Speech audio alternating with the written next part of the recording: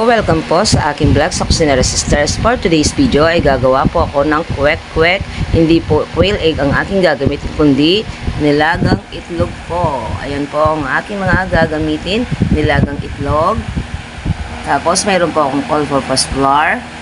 Mayroon po akong cornstarch, garlic powder, white pepper ground, magic syrup, at food color po, color yellow. Yan po ang aking mga gagamitin para sa aking kwek-kwek na gamit ko ay nilagang itlog. Yan po, pagaluin na po natin yung ating all-purpose flour at cornstarch. Tapos, mix po natin.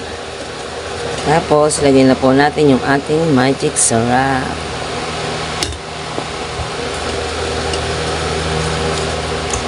At tapos yung ating garlic powder.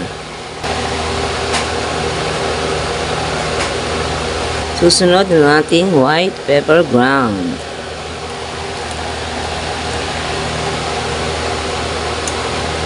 Tapos, mix po natin ito.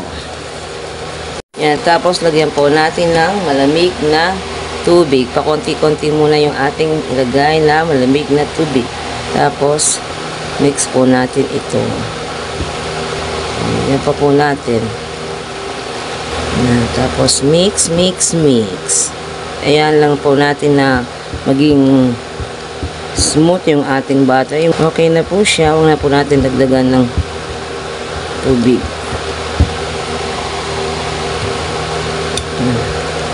Tapos lagay na po natin yung ating food color yellow. Mga gusto magbenta nito, yan, pwede po kayong magbenta nito gamit lang ang nilagang itlog. Kasi medyo po mahal yung quail egg. Yan, pwede na po yung ating butter. Ngayon, lalagay na po natin yung ating nilagang itlog dito. Tapos, tunawin lang po natin yung ating nilagang itlog sa ating butter. Yan, ganyan lang po. Yan. Durugin lang po natin yung ating itlog sa ating butter. Pero wag naman po masyadong durog. Wala na po tayong makain na itlog. Yan. Tapos mix lang po natin ito. Yan, hanggang mag-combine yung ating butter at yung mga nilagang itlog. Mag-start na po tayong mag-fry. Mainit na po yung ating mantika. Ayan, may pantakal po ako. Sobrang laki. My goodness. Hindi man nabibilog, Elan. Dapat mahina lang po yung apoy para hindi po masunog. Hindi mabigla yung ating ano. Ito na lang. Nahihirapan ako doon. Ano lang, masyadong malaki yun. Ito na lang po yan. Ganyan lang po yung pag-fry nito. Uy, no. It's not at sweet eh. Food color. Yellow. Ganyan lang po. Sobrang laki po yung isa. Yan. Ito po ay napakasarap pero matipid ang mga sangka. Yan. Kung mga gustong magbenta, yan po. Magbenta po kayo ng ganyan. tig-pipiso lang. Dapat pare-pareho po yung size. Pero dahil hindi naman po ako nagbebenta ng ganito, ito'y ano lang, ang vlog lang, kakainin po namin. Kaya naman, hindi pantay-pantay yung laki. Okay lang yan. Request ka na pa, napasok pa ako. Yan, di ba? Oh, tipid, di ba? Masarap po yan. Tapos, gumawa po kayo na sausaw na sukay. Napakasarap po, promise. Pwede rin sauce. Aray, sauce. Ay, Diyos ko, napali po ako.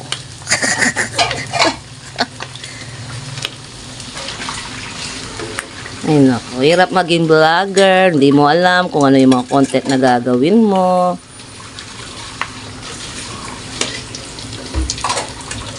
Kaya ito yung naisipan ko kasi po ito po'y masarap at murang-mura lang ang sangka. Tapos, napaka-easy lang gawin. Yan, o. Gusto nyo pong magbenta niya, tig-pipiso. Marami na po kayong tubo. Next. Dapat hirapan kasi ako eh.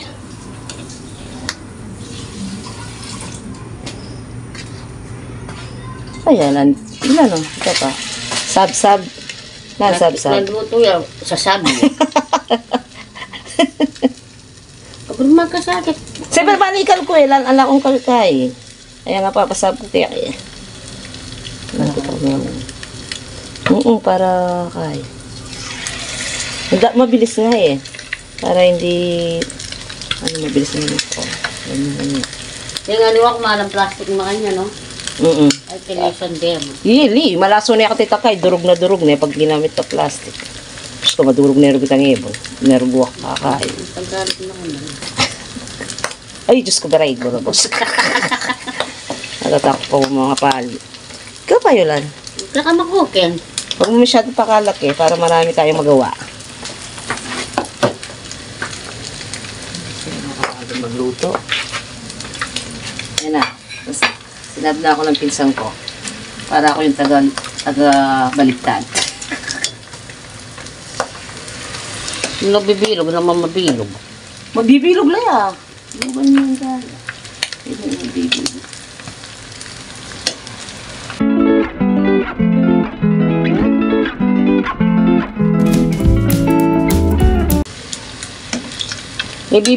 Karakul na kayang mabilog mo. Siyempre bala masasalak. Bala mo, di ba di ka malati? Tingnan mo naman na bala masaskitlog. Na, wala di ka malati. Pinumalat yung duling kaya ata. Kapag pinakamalati pa kaniya, natin. Ala ka laman na, nakalaman daw. Sabi kayo kinupot ang mo din nila. Ang gembol din naman.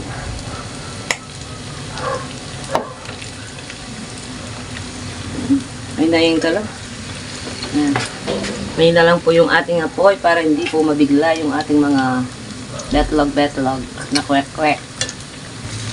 O yan ang bilog-law. Pero yun naman talaga totally mabibilog ito. Bilugan mo kang kao, mabilog. Kwek-kwek. Kwek-kwek kayo dyan. Tignan mo, nagkadikit-dikit. Maluto man yaman. Masarap to, dapat maluto po. Pero hindi naman malalangis. Hindi po nga yung sukat mo, masarap. Tikmin ko, no? Yung tikmin mo, tikmin na kano, tikmin. Tikmin ko, tikmin.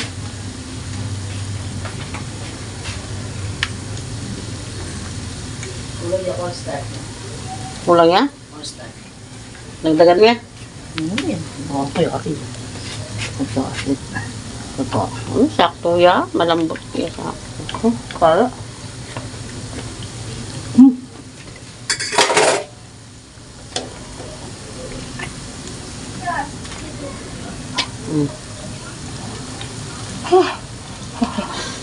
Pagda.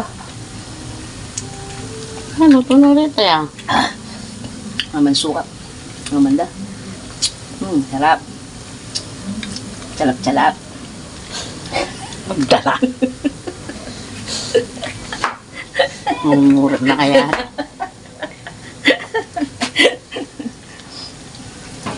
Yan, bili na po kayo ng kwek-kwek. Kwek-kwek na laso yung itlog. Pero napakasarap naman po. Masarap na. Matipid pa sa sangkap. Hindi kaya mo ba? Ayasan ka pa. Dito ka na lang. Kahit wala ka ng itlog na pugo. Ito na lang. Pwede na.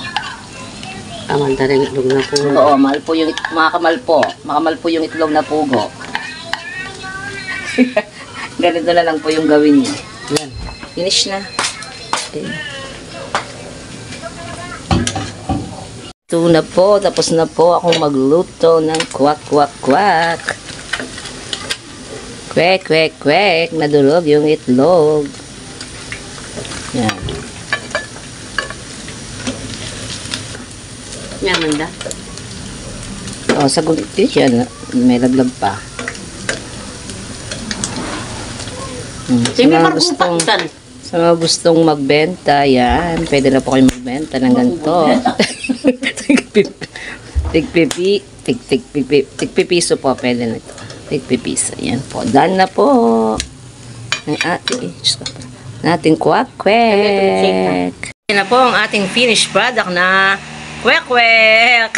Pero hindi po itlog na pugo ang aking ginamit, kundi boiled egg po. Yung malalaking itlog po. Yan na po. At may kasamang masarap na suka na gawa ng aking pinsan. So, ito na po. Kakain na naman kami ng kwek-kwek. Kain na po tayo. Okay. Kailangan akong kain. Sarap ng...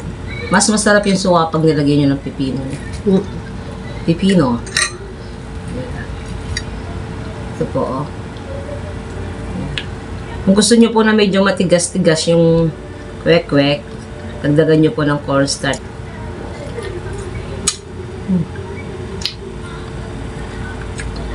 Naman lang. Masarap po. Mura lang yung sangka pero napakasarap po. Kasi po yung quail egg. Mahal po. Kaya ganito na lang yung ginawa ko. Pero dati na po akong gumawa ng kwek-kwek. Talaga yung ginamit ko yung quail egg po. Pero ngayon yung itlog. Itlog na... Anong itlog yun? Itlog na manok. Siyempre, itlog na ba?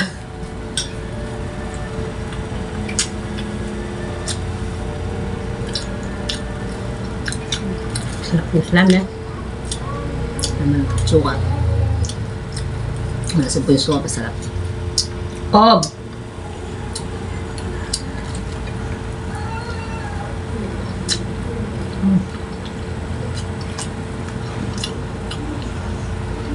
Sarap.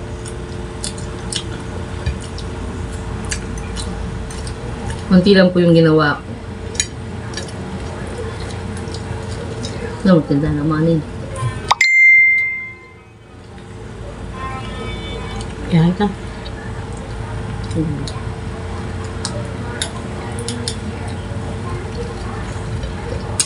Sarap.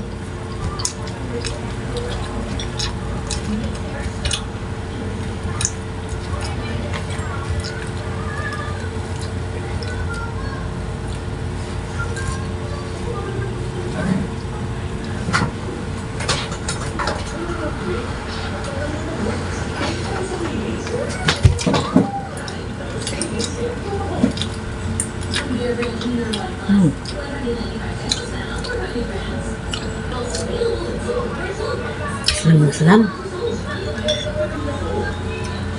Sa mga gusto magbenta po ng ganito, magbenta na po kayo ng ganito.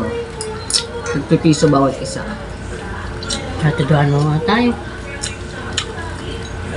Tudua. Piso kung gusto nyo ng piso, ay malilit lang, gawin nyo. Sa 2 piso, medyo lakihan nyo. Ano po yung doorbell? Doorbell.